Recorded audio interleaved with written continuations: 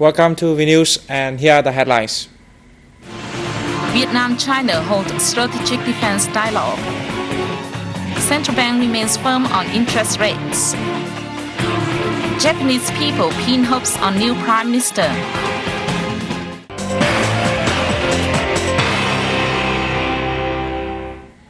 The second deputy ministerial level strategic dialogue on national defense and security between Vietnam and China took place in Beijing, China on August 20th.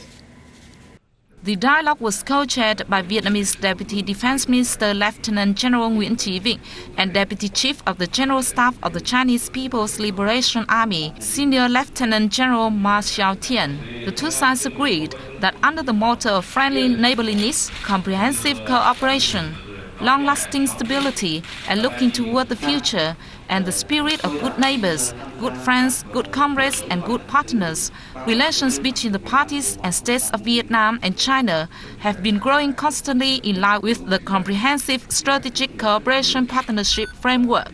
The officials referred to rapid developments in bilateral economic and trade ties, and expanded cultural and people-to-people exchanges, and significant progress in defense cooperation.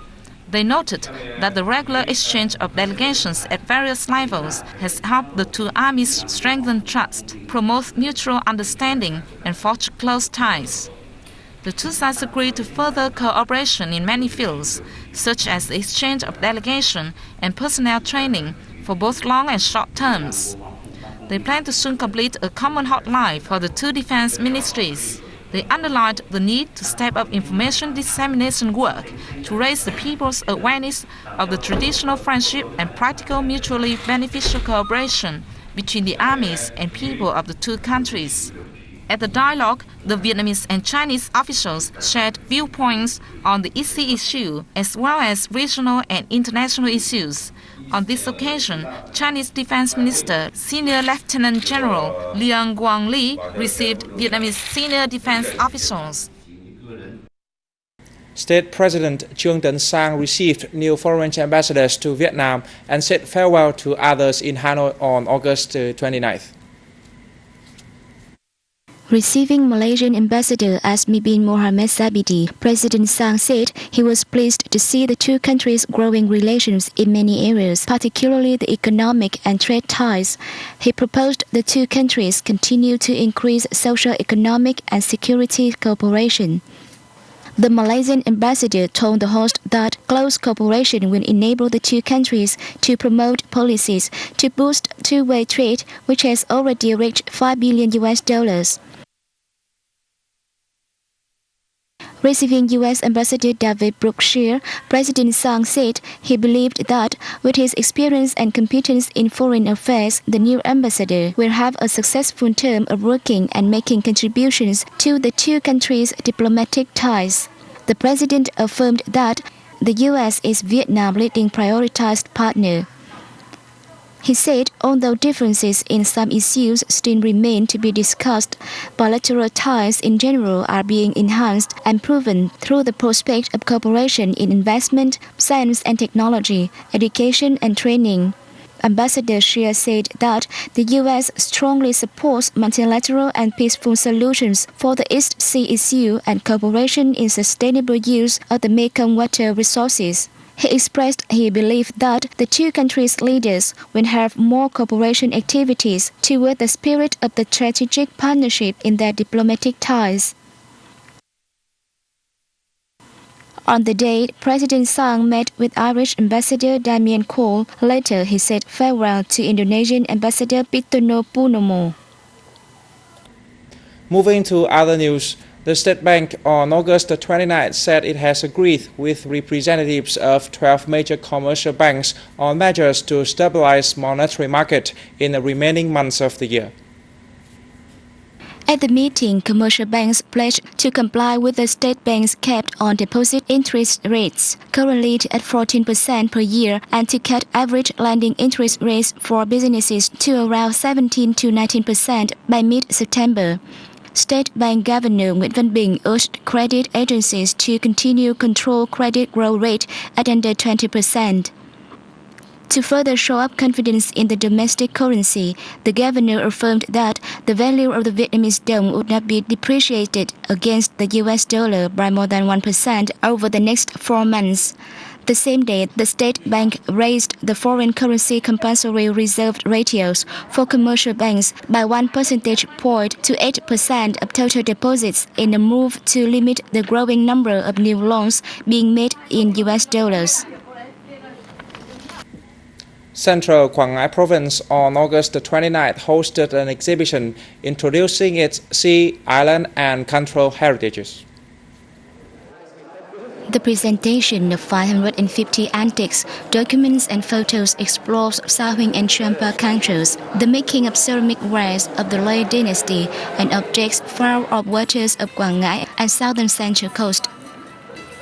The exhibition introduces Chino Nom and Han Nom script documents related to Vietnam's sovereignty over Hoàng Sa and Trường Sa archipelagos, and especially a model of wooden flat boat, a unique means of transport used commonly between the 16th century and mid-20th centuries.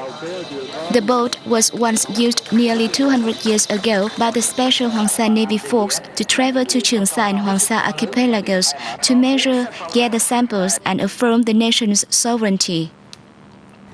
A special open-air performance staged by Vietnamese and the Republic of Korea performers impressed all participants attending the Vietnamese Cultural Days in Busan City.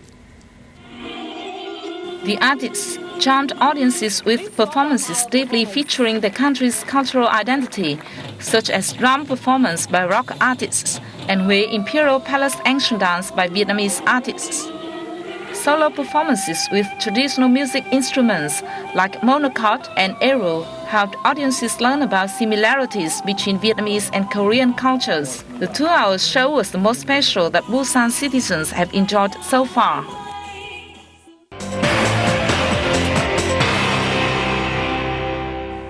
After winning the ruling Democratic Party of Japan's election to head the party, Japanese Finance Minister Yoshihiko Noda will become the next Prime Minister of the Rising Sun country. Tokyo citizens expressed their positive attitudes towards the event. Most of interviewed residents in Tokyo said Yoshihiko Noda, the ruling party's pick for the next Prime Minister, is the best choice to save Japan from its current economic slump. I believe that Mr. Noda is the best choice as he reveals a strong leadership in dealing with economic issues. The Japanese people showed their hope that the new Prime Minister would have enough capacity to address national issues from the resurgent yen that hurts the country's exports to how to forge a new energy policy and the worst nuclear crisis and control Japan's huge public debt. Yoshihiko Noda is the DPJ's third Prime Minister in only 2 years, since the party became the ruling party, and he is the 6th Prime Minister in 5 years. Non-stop heavy rains left parts of the Indian city of Mumbai underwater, disrupting normal life in the most populous locality of the country. Over 200 millimeters rainfall poured on Mumbai over the past 48 hours, flooding homes and closing schools. The downpours, which are forecast to continue in coming days, also badly crippled train services, according to the local media. Districts such as Dadak, Sion Kuprala, Paren, Santa Cruz and Gatko Park have been worst hit by the disaster. On August 29, Typhoon Nanmadol slammed into Taiwan, China. Some 8,000 people were prompted to be evacuated. Administrative offices in eastern and southern parts and all schools in Taiwan were closed, while many domestic and international flights were disrupted. No official statistics of damages have been reported. Earlier, Typhoon Nanmadol hit the Philippines, claiming 12 lives, injuring 21 others and leaving 9 still missing. The Philippine government estimated economic losses of $23 million. And that's the end of Vnews broadcast today. Thanks for watching and see you next time.